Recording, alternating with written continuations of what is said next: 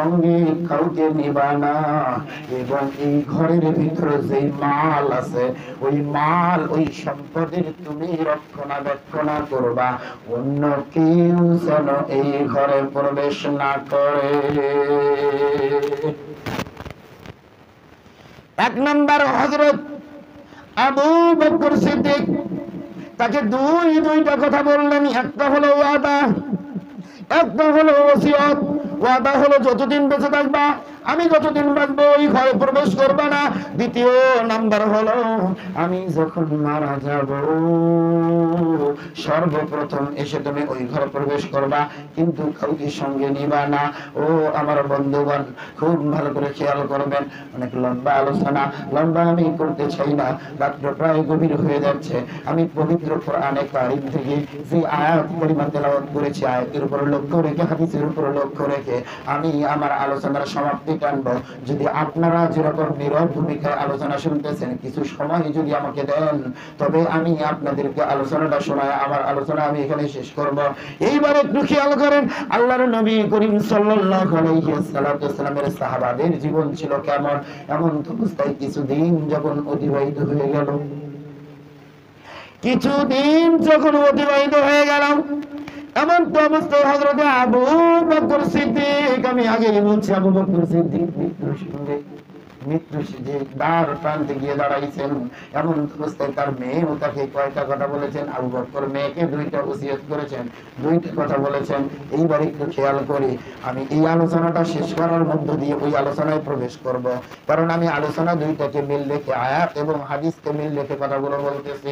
এইবার একটু খেয়াল করবেন, এইবার হযরত আবু বকর সিদ্দিক যখন দুনিয়ার বুক থেকে যখন শাহাদাত বরণ করে যখন চলে গেলেন, এমন অবস্থায় কি যেন ঈশ্বর তাকে খবর দিয়ে দিল। এমন অবস্থায় সাহাবা মাইন্ড পাগল করা হয়ে গেল। আবু বকর আর নাই, সাহাবাদের মন আর ভালো নাই, সাহাবারা বড় টেনশনের ভিতরে পড়ে গেল। রাসূলকে হারাইলাম কিছুদিন আগে, মাত্র 2 বছর পর আবার আমরা আমাদের বন্ধুকে হারাচ্ছি, এক নম্বর সাহাবীকে হারাইতেছি। এই বেদনা তারা কেমনে নিবে, তারা সইতে পারতেছে না। এইবার একটু খেয়াল করেন, হযরত আবু বকর সিদ্দিক রাদিয়াল্লাহু তাআলা আনহু যখন দুনিয়ার বুক থেকে যখন চলে গেলেন, মেয়ের কাছে ওসিয়ত করেছে, বাবা আমি যেন রাসূলের রওজার পাশে থাকতে পারি।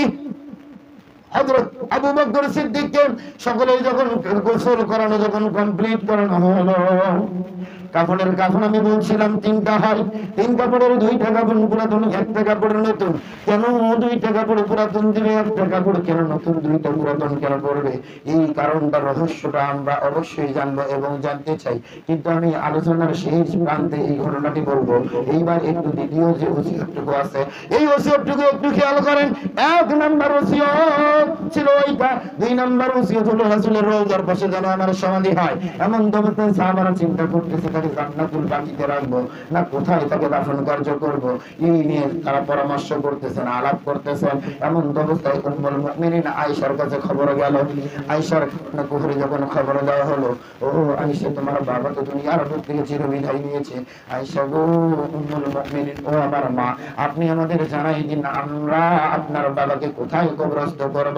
এমন অবস্থায় আয়েশা ডাক দিয়ে বলতেছে, আমার বাবার কোথায় সমাধি হবে তোমাদের কাউকে টেনশন করতে হবে না, আমাকে একটু সময় দাও, আমার সঙ্গে 2 থেকে 3-4 জন সাহাবী আসো, আমি আল্লাহর রাসূল সাল্লাল্লাহু আলাইহি ওয়াসাল্লামের কাছ থেকে অনুমতি নেব, আমার বাবাকে কোথায় রাখবো।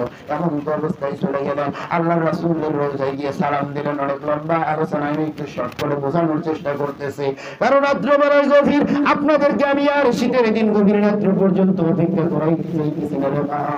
ও আমার বাবারা, একবার বারের জন্য খেয়াল করেন। এমন অবস্থায় হযরত আবু বকর সিদ্দিক রাদিয়াল্লাহু তাআলা আনহুর কন্যা উম্মুল মুমিনিন মা আয়েশা সিদ্দিকা আল্লাহর নবীর রওজায় সালাম দিলেন, ডাক দিয়ে বললেন, ইয়া রাসূলুল্লাহ, ইয়া হাবিবাল্লাহ, আপনার বন্ধু, আপনার সঙ্গের সাথী, আপনার খেলার সাথী, আপনার হিজরতের সাথী হযরত আবু বকর সিদ্দিক আপনার জীবনের উমর হাসরের মাঠ কায়েম হওয়ার আগ পর্যন্ত বা হাসরের মাঠ পর্যন্ত অর্থাৎ ওই জান্নাতুল ফেরদাউস প্রবেশ করা পর্যন্ত আপনার জীবনের সঙ্গী হতে চায়, আপনার রওজার পাশে তিনি থাকতে চায়। ইয়া রাসূলুল্লাহ, ইয়া হাবিবাল্লাহ, আপনি যদি অনুমতি দেন তাহলে আমরা আপনার রওজার পাশে আবু বকরকে দাফন করব। ও আমার মা গো, ও আমার বাবা গো, এইবার একটু খেয়াল করেন। ওয়ালা তাকুলু লিমান ইউকতালু ফি সাবিলিল্লাহি আমওয়াত বাল আহইয়াউ ওয়ালাকিন লা তাশউরুন। আল্লাহর যে বক্তব্য, এই বক্তব্যের সাথে মেলে কিনা একবারের জন্য খেয়াল করেন। এমন তো অবস্থায় যখন তিনি এই কথাটুকু যখন বললেন, আয়েশা সিদ্দিকা বলার পর যখন একটু চুপ থাকলেন, আল্লাহর রাসূল সাল্লাল্লাহু আলাইহি ওয়াসাল্লামের রওজা শরীফ থেকে সুস্পষ্ট ভাষায় উচ্চারিত হচ্ছে, যিনি আমার হিজরতের সাথী, যিনি আমার ছোট্টকালের বন্ধু, তিনি তো আমার সাথে জান্নাতের সাথী হবে, এটাই স্বাভাবিক। আমাকে প্রশ্ন করার কি আছে? আমার পাশে আমার বন্ধুকে শোয়া দাও। আল্লাহর নবীর কাছ থেকে যখন অনুমতি আসলো, আল্লাহর রাসূল সাল্লাল্লাহু আলাইহি ওয়াসাল্লামের রওজার পাশে আবু বকর সিদ্দিকের রওজা করানো হলো।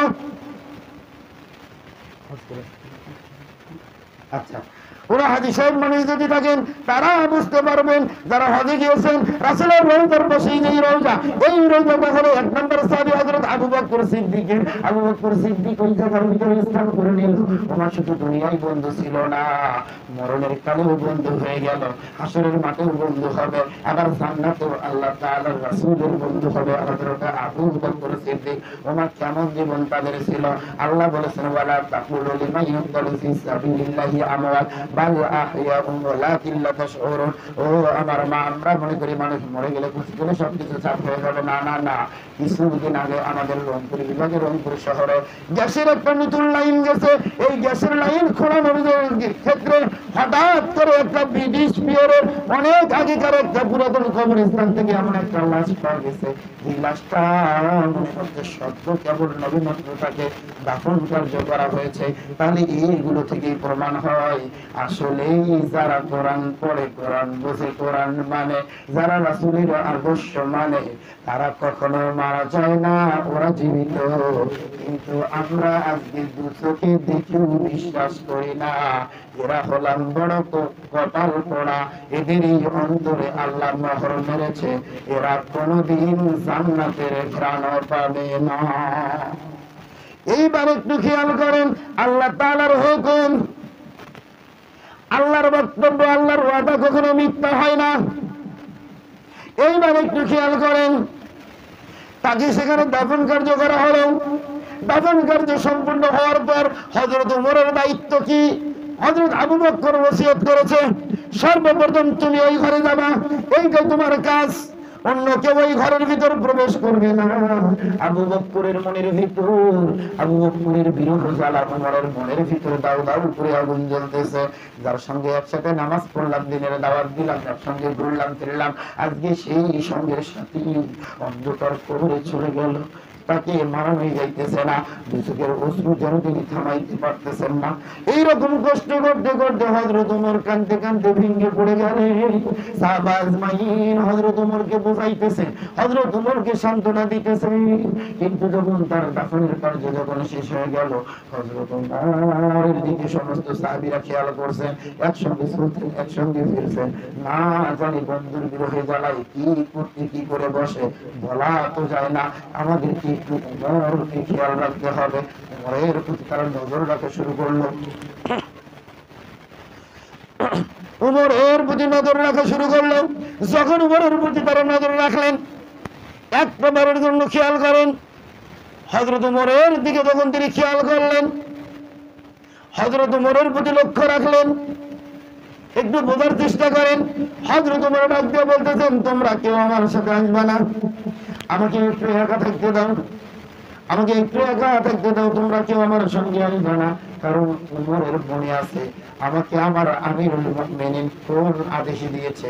এমন তো অবস্থায় তিনি গোপনে গোপনে ওই জায়গা থেকে সোজা ওই ঘরের ভিতরে রওনা শুরু করে দিল।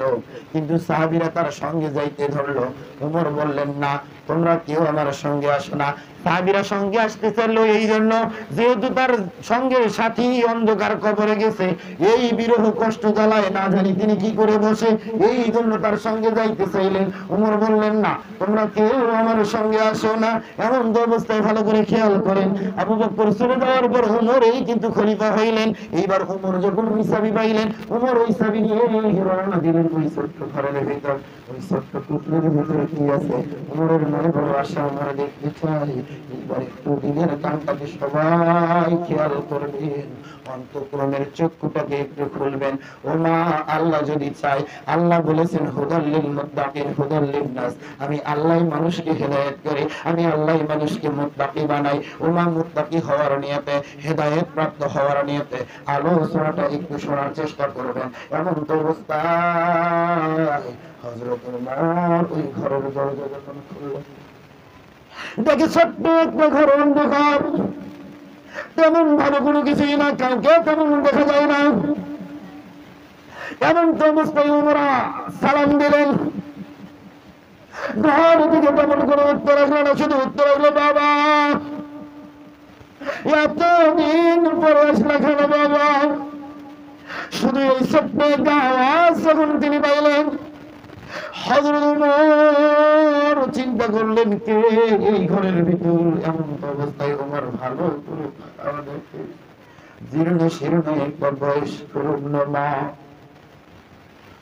যার দুইটা পা চলে না, যার দুইটা চক্ষু অন্ধ, যার দুইটা হাত চলে না, যে বিছানা থেকে উঠতে পারে না, যে নিজে বসতেও পারে না, ঠিকভাবে শুইতেও পারে না, যেখানেই প্রসাদ করে সেখানেই পায়খানা করে, যে লোকটা নিজে কিছুই করতে পারে না, যে লোকটা একাকী চলাফেরা করতে পারে না, এই ঘর থেকে ওই লোকটার পুরো শরীরটা উমর তাকায় দেখে কুষ্ঠ বেরি দিয়ে ভরা, পুরো শরীর থেকে যেন দুর্গন্ধ বের হচ্ছে, তার মুখের দিকে তাকানো যায় না, কেমন জানি চুলগুলো সহ সমস্ত শরীরটা এলোমেলো।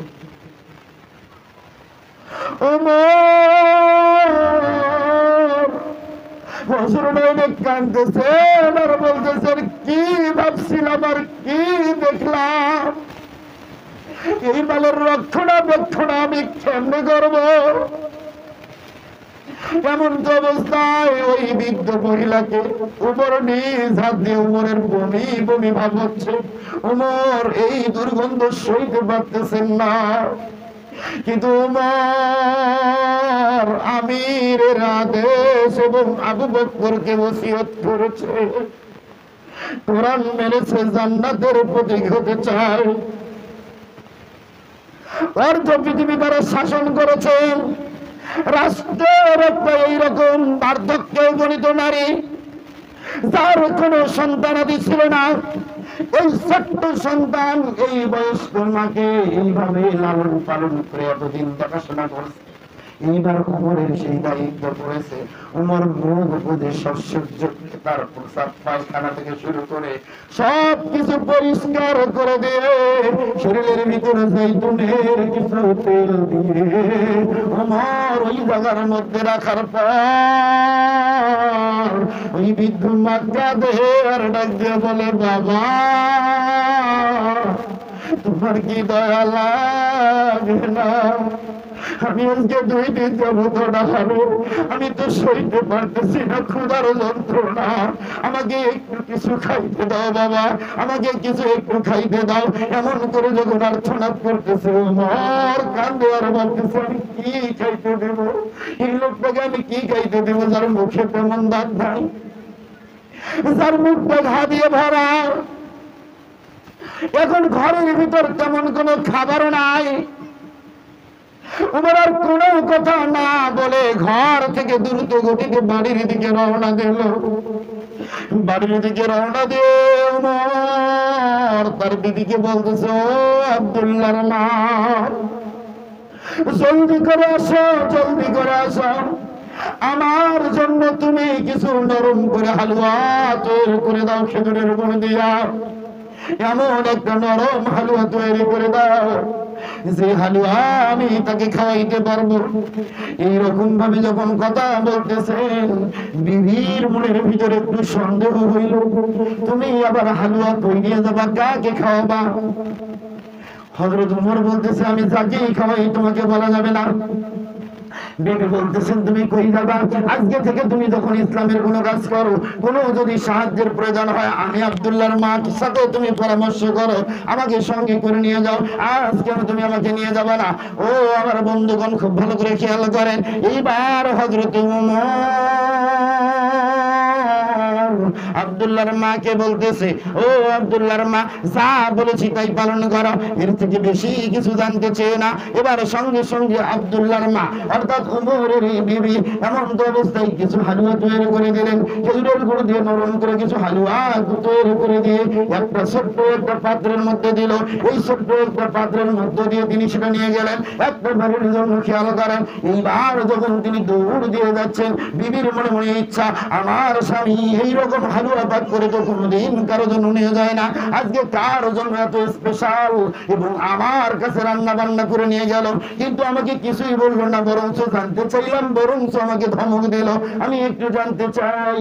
এমন তো অবস্থায় মেয়েদের একটা স্বভাব আছে, যে জিনিসটাকে নিষেধ করবেন ওইটা বারবার জিজ্ঞেস করে স্বামীকে আঁকড়ে ধরে। এইটা হলো নারীদের সর্বোচ্চ বড় একটা খারাপ গুণ।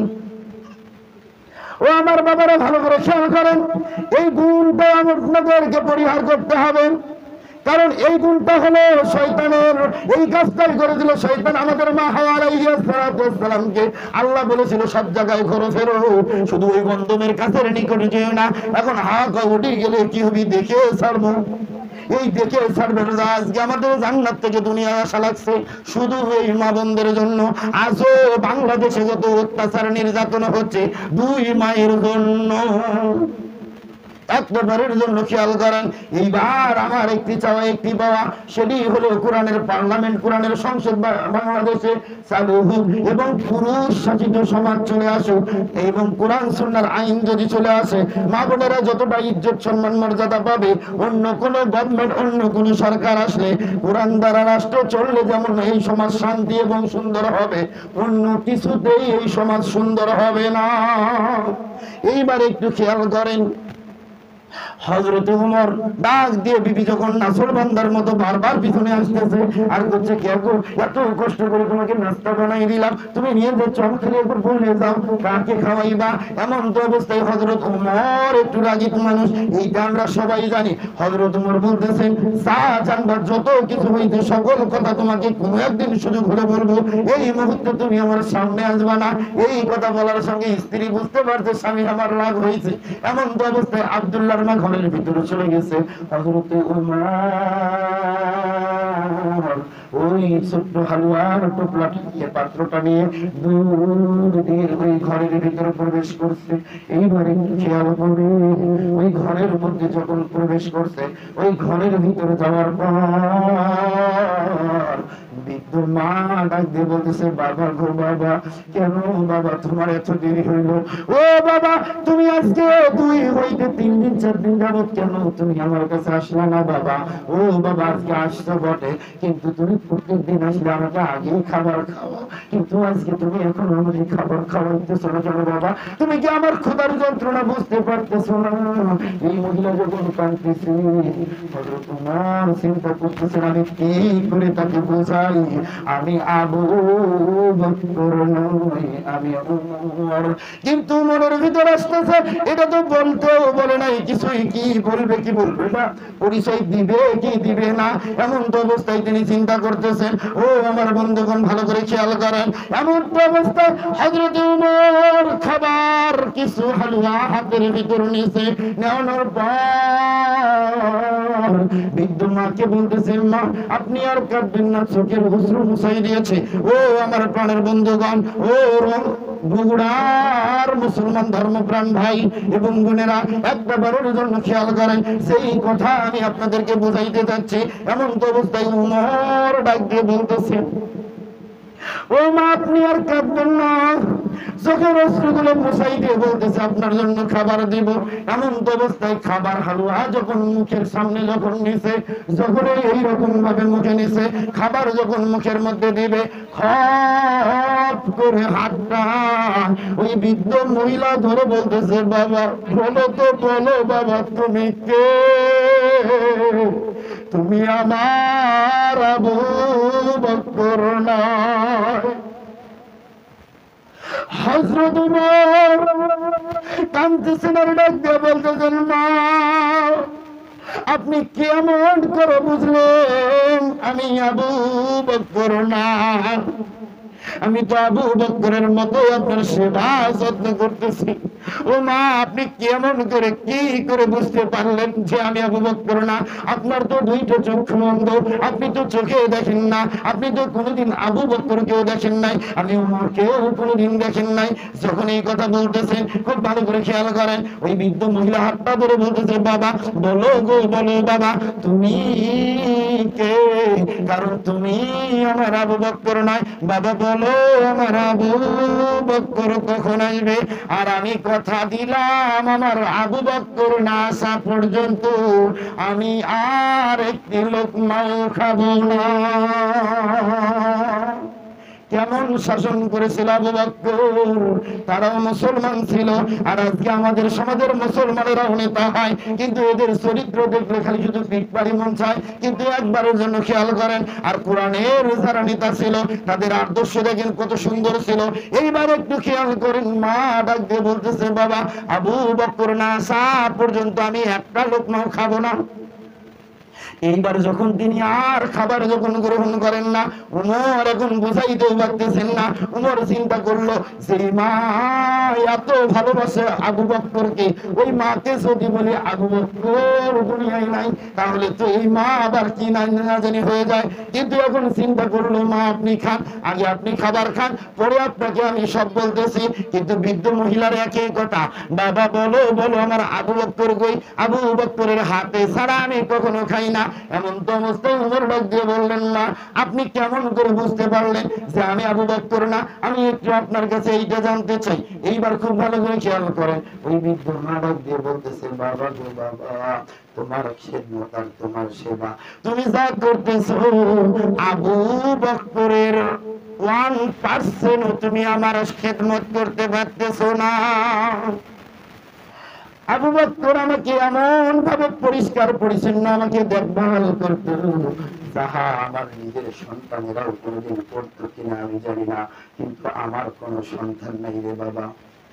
আমি হাত দিয়ে খাবার খাইতে পারি না, আমার সর্বশরীর লেখা, আমার মুখের ভিতর অবস্থা, আমাকে হাত দিয়ে খাবার খাইতে দিলে আমার ঠোঁটে লাগলে আমার বড় ব্যথা হয়, আমি বড় কষ্ট পাই। আবু বকর নিজের জিহ্বায় করে আমার জিহ্বায় খাবার দিত, কিন্তু তুমি যখন হাত দিয়ে খাবার দিলা আমি তখনই বুঝতে পারছি, আমার আগেই সন্দেহ হয়েছে কিন্তু আমি ধরি নাই। কিন্তু যখন তুমি হাত দিয়ে আমাকে খাবার দিলা তখনই বুঝতে পারলাম তুমি আবু বকর নয়। এইবার হযরত ওমর কাঁদতেছে, কি ভাবছিলাম, কি চিন্তা করছিলাম আর কি দেখতে পাচ্ছি। সেই দিন আবু বকর ভাইয়ের সাথে আমি কি ধাক্কা ধাক্কি করেছি, আমাকে আমার আরশের মালিক ক্ষমা করবে কি করবে না এই ভাবনা নিয়ে হযরত ওমর কাঁদতেছেন। এমন হযরত ওমর চিন্তা করতেছেন এই মাকে আমি কি করে বোঝাবো, সেই মা এত ভালোবাসে আবু বকরকে। ওই মাকে যদি বলি আবু বকর নাই তাহলে মায়ের কি হবে আমি বুঝতে পারতেছি না। হযরত ওমর খাবার নিয়ে আর কতক্ষণ দাঁড়িয়ে থাকবে, হঠাৎ করে ডাক দিয়ে বললেন আর কোনদিন আবু বকর আপনাকে খানা খাওয়াইতে আসবে না।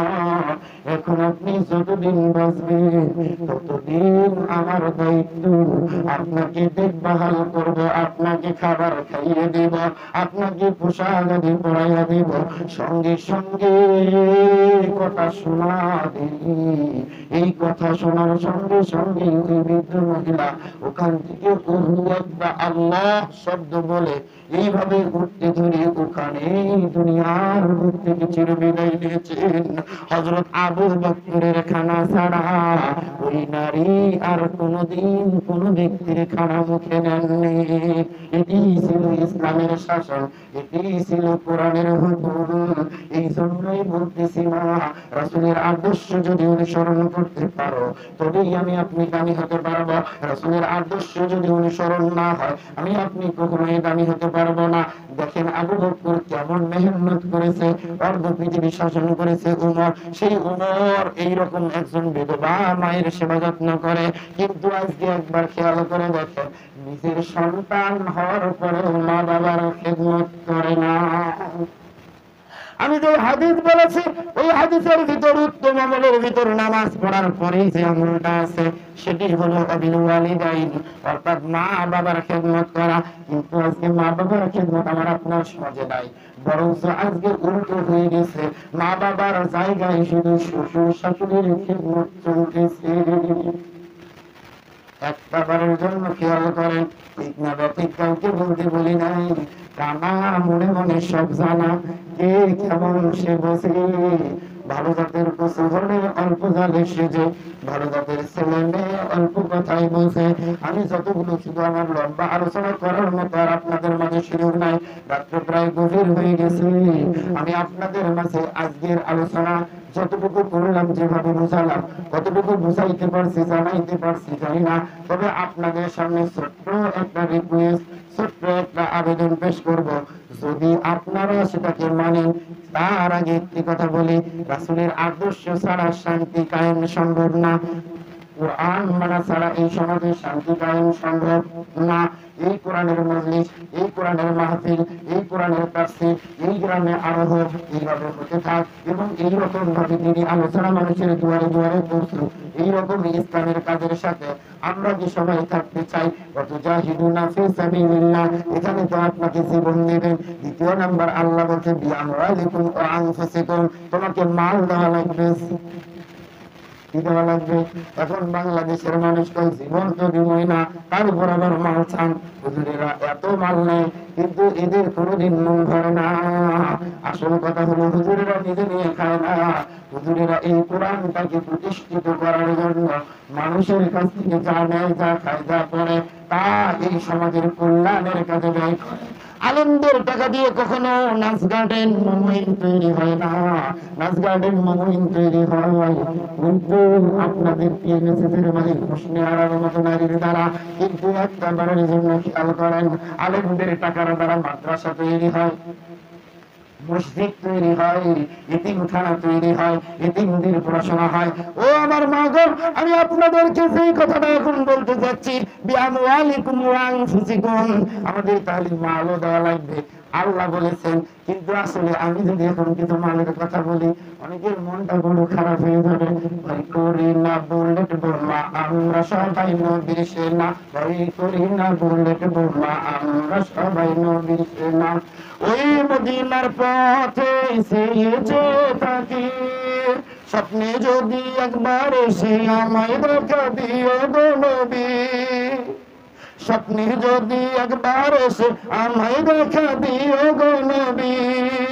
ভয় করি না বুলেট বোমা, আমরা সবাই নবীর সেনা, ওই মদিনার পথে চেয়ে থাকি, স্বপ্নে যদি একবার এসে আমায় দেখা দিও গো নবী। নবীকে দেখার স্বপ্ন যার যারা আছে, নবীকে দেখার স্বপ্ন যার যার আছে, নবীর রওজায় যাবেন, নবীর রওজায় গিয়ে সালাম দিবেন, নবীর রওজায় গিয়ে সালাম দিবেন, নবীর রওজাটা সচক্ষে দেখবেন, আবু বকরের রওজাটা সচক্ষে দেখবেন। কারা কারা দেখতে চান একটু হাত উত্তোলন করে আল্লাহরে দেখান তো না। ও আমার বাবারা, বন্ধ করো, বন্ধ করো।